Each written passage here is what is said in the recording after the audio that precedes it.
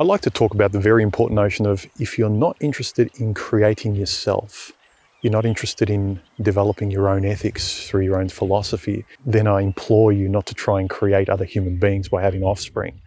I would suggest that if you're not interested in cultivating a person that you're proud of and happy with, then you probably shouldn't be that eager to produce children. I see far too many broken people, mentally uninterested people, lazily just popping children out because it's the animalistic thing to do. And then they foist all of their broken and lost dreams onto these poor kids. The stereotypical father that pushes their son to be an athlete. The resentful and bitter single mum who creates a resentful and bitter daughter. I've long held that if you don't care about you, it's fat chance you're really going to care about others. You know, to the degree that you say you do, it's an empty platitude. What you're really wanting is to be cared for, seen, and loved.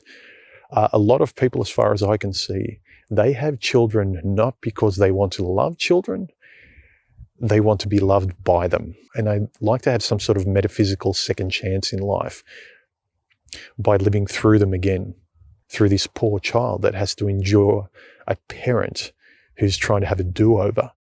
These parents don't really love or see their kids in any real meaningful sense.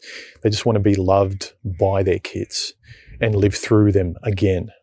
They're playing God through their kid because they never had the courage to play God with themselves in the past when they had the chance.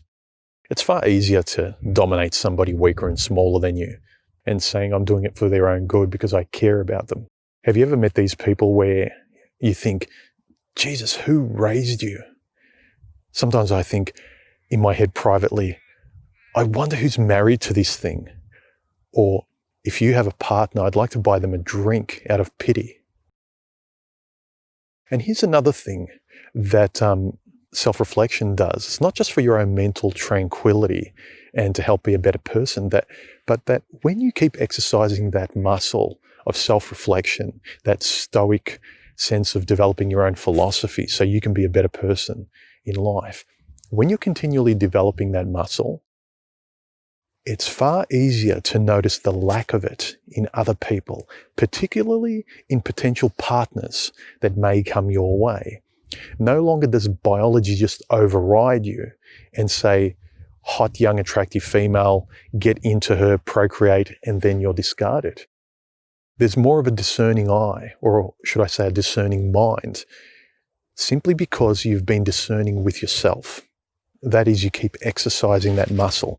You have that vision, you have that antenna up for yourself, and so it's up for others, for the world as well. It's a much more responsible way to live for yourself, for the people around you, to contribute, to cooperate, etc., etc. Again, if you don't make a good you, don't make other people. Look, I'm being ironic. I know those people, the animals out there, they're not going to listen. They're just going to pop out children. I'm saying it more for people who are frustrated, for people who are listening to me, who are interested in developing their own philosophy, what you can do. Develop yourself first, and then if you're so inclined to want to go down the procreation path, you will have a better chance of finding someone, in today's world, however small it is, a lot better chance when you've calibrated yourself to have a high bar. You'll be able to see it and see where it isn't in the world and in other people. That is, you'll hopefully make less and less mistakes. I don't know about you, but when I see these hicks with 4 or 5 failures trailing behind them in the supermarket barefoot and snotty-nosed, I think, I'm glad I'm not married to this person and I don't have a life with this person. But it's easy to see what you don't want. That's the first step, to apophatically know what you don't want and then start developing a philosophy towards a cataphatic what you do want. What virtues do you live by?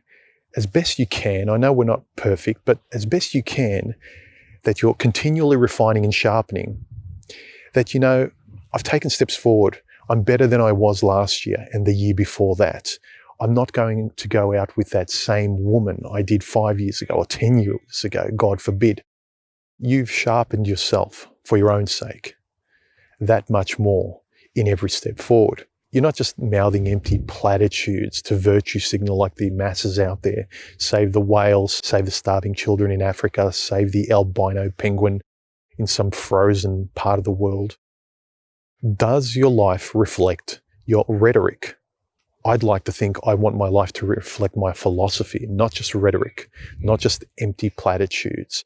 I'd like to think that if someone would spend time with me in my life after watching my videos, they wouldn't see a hypocrite.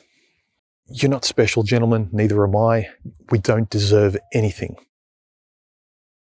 So I hope that was something to chew on for whoever it might get through to.